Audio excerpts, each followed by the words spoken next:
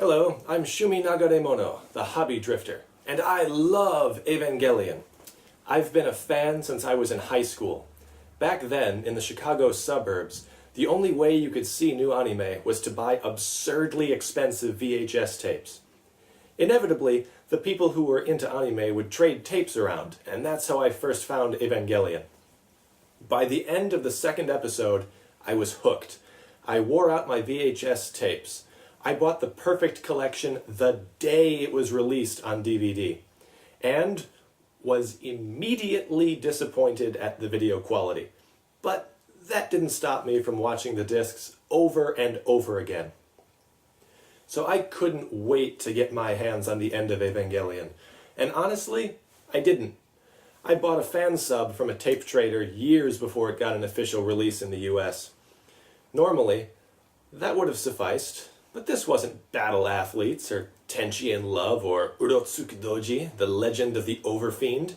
This was the End of Evangelion. I wanted an official release, even if I couldn't understand a word of it. But, as far as I knew, the only way to get one was in some insane Japanese special edition box set. And I didn't care. I was a hardcore Eva devotee, man. I'd pay whatever it took to get one. What was it, like $50? 75? No problem. Sign me up. But, as it turned out, the thing had a retail price of about $200 US, was sold out at retail, and only available at scalper prices on the secondary market, which I didn't have access to. And the thing was so heavy that shipping alone would run close to another $100. So I guess that my devotion to Eva extended just up to the point before paying around $400 for a Laserdisc that I couldn't play and wouldn't understand even if I could. But back in 2007, I wound up moving to Japan. Long story. And let me tell you, as big an Eva fan as I thought I was in the US, I wouldn't have even been considered a casual fan here. I had a couple of $15 action figures from Electronics Boutique and a set of DVDs. Big freaking deal. Eva is everywhere in Japan. You can buy Evangelion everything. Literally everything. I once owned an Evangelion toaster. There are Evangelion shoes, cars tricked out with Evangelion characters and motifs. You could buy a life-sized, fully licensed replica of Rei Ayanami if you were so inclined. Oh, and there's far more Evangelion porno manga than there is actual manga, which you kind of know from viewing the internet, but it's a different animal when you see it in print, in a bookstore, next to the real stuff. Evangelion was once called by my friend Ryan at the Nintendo Fun Club podcast the last great anime series.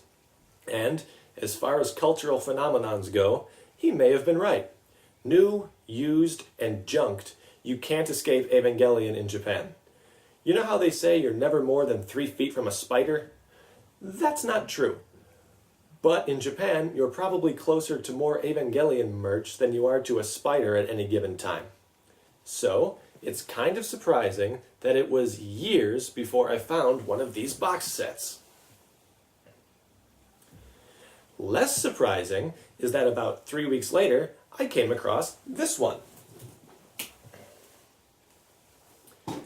Now, I know what you're thinking. Shumi, why did you buy two? Because that last one isn't the Laserdisc box set, it's the VHS box set. Did you know there was a VHS version? I didn't. The thing to keep in mind as we're going through this box is that it really was meant to be the end of Evangelion. It was meant to be the big blow-off to the series, and in a way, this box is a near-perfect summary of Evangelion. Almost a time capsule, if you will, of Eva mania. Evangelion was a cultural phenomenon. There was anime, of course, and the manga, which is still not finished, but there were countless toys, art books, trading cards, and other little knickknacks too, and this box is a treasure trove of all of that. You'll quickly notice that a lot of the stuff in here is too big to fit nicely into my usual review studio. I think that's fitting since so much of this set outdid my own expectations. First up, the box. It's a large, sturdy box, and yeah, it features beautiful painted artwork of Ryayanami, former 14-year-old schoolgirl, demonstrating how the fate of destruction is also the joy of rebirth. Naked. It isn't in any way, shape, or form pornographic, or even erotic, but just the same, I can see why different box art was used for the US release. It is very classy. Here are the Laserdiscs themselves. They feature some truly beautiful art, plus the art for the original American release of End of Evangelion, which is so different from every other bit of artwork that I just kind of assumed it was an original piece from somebody at Manga Home Entertainment to replace the art on the box set. By the way, manga? Seriously? You don't even get the pronunciation of your company name right. There are no inserts or anything in these two, unlike all of the individual release discs from the series. It's kind of surprising, but it's about the only thing that was left out of this set. Here are the VHS tape versions. Surprisingly, they look just like every one of those clamshell bootlegs you saw at comic book and anime conventions for years. So, nice job, bootleggers. Here's an insert that has some promotional and concept art. It's not terribly exciting, which is a shame since the series went through so many different concepts, and this is only about 10 pages. Here's the insert. As you can see, it's nice, but nothing super exciting. We also get a nicely presented set of 3 telephone cards. For those that don't know, and Adam knows I didn't, telephone cards were a big deal before cell phones outnumbered appendixes in Japan. Each of these allows the holder to make a local call from any of Japan's NTT payphones 50 times. I'm told you can make a call to a home phone for about 10 minutes each time, and to a cell phone for maybe 5. So this box set, in theory, gives you about 3.5 hours of talk time. You know how most discs include some behind-the-scenes making-of type stuff?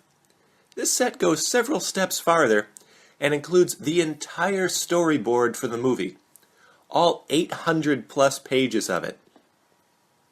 When you consider that now, 15 years later, the manga still isn't finished, this is quite impressive, and it comes in a nice slipcase. Look at this thing. It's as thick as a phone book and printed on really nice paper. Considering it was exclusive to this box set, I'm beginning to think that the original asking price was appropriate and not just a cheap cash grab. We've also got this little figurine of Rei. This is a translucent version of an existing Gashapon release, and really adds to the "this set has everything" feel. There have been dozens of Gashapon figures released for Evangelion, so having one be exclusive to this set, which, you must remember, was meant to be the end of Evangelion, is a nice touch. Since this set tries to incorporate every bit of what was popular about Evangelion, of course, one of the HG plastic model kits is included. This is a re-release of the Evangelion Unit 1, or Shogoki model, in completely clear plastic. I didn't assemble mine because, really, as much as I love this series, I don't need a clear plastic version of the main Eva. Know what else was a popular part of Evangelion Mania in Japan? Ultra cute plush versions of characters from the series.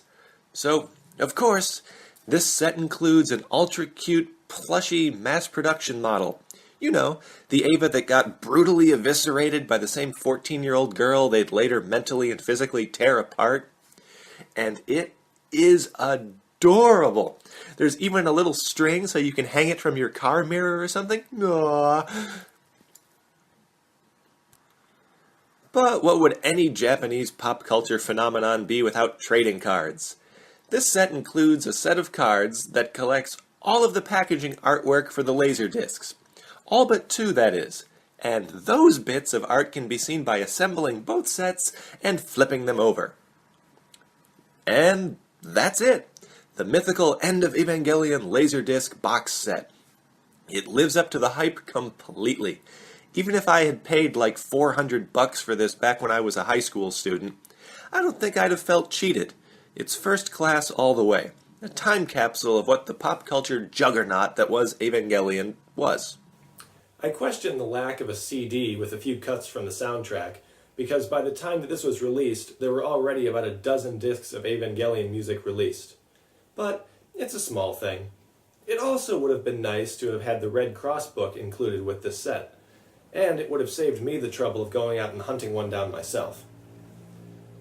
Everything in this set, from the art books, to the model, to the cards, and even the plushie were, and still are, 15 years later, mainstays on Japanese shelves. In fact, the only thing in this awe-inspiring box set that looks out of date is the media containing the movies themselves. Laserdisc and VHS. The only part of the End of Evangelion box that didn't stand the test of time was 2 entire visual media display forms. I'm Shumi Nagaremono, the hobby drifter, and this represents some of my happiest hobbying. Good night.